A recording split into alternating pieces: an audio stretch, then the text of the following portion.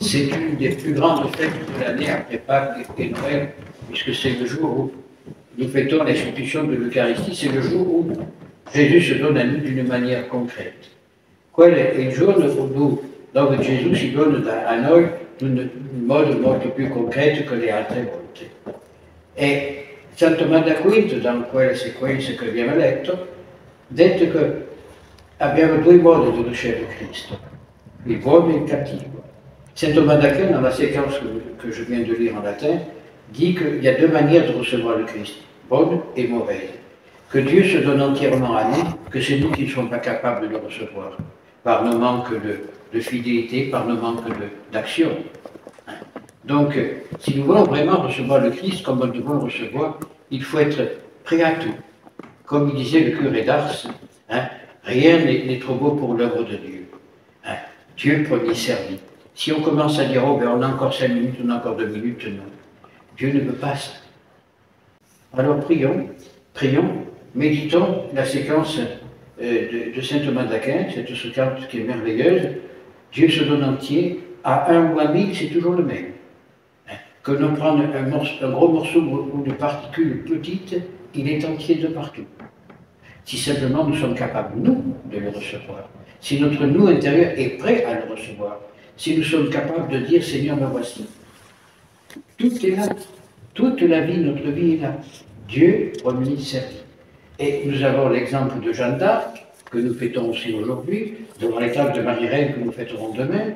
Nous avons le curé d'Ars, nous avons tous les saints du paradis qui ont eu Dieu premier servi. Premier Sainte Thérèse d'Avila. Je sais qu'elle a souffert, elle s'est battue pour arriver à ce qu'elle devait faire. Quand je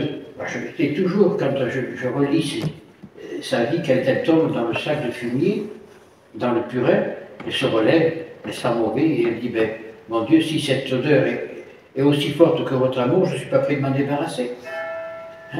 Quando Teresa di Avila cade la mer delle vacche, dei bue, quando si alza, c'è quella puzza addosso, dice, beh, Signore, se quell'odore è più forte che il tuo amore, non mi posso dimenticare di questo amore lì.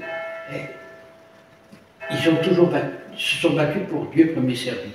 Dieu lui a mis sur sa route Jean de la Croix et d'autres saints qui l'ont aidé à réformer le Carmel qui était devenu une pétrolière, puisqu'on mettait au Carmel des filles de famille, disons de grandes familles, qui avaient des handicaps psychiques ou physiques.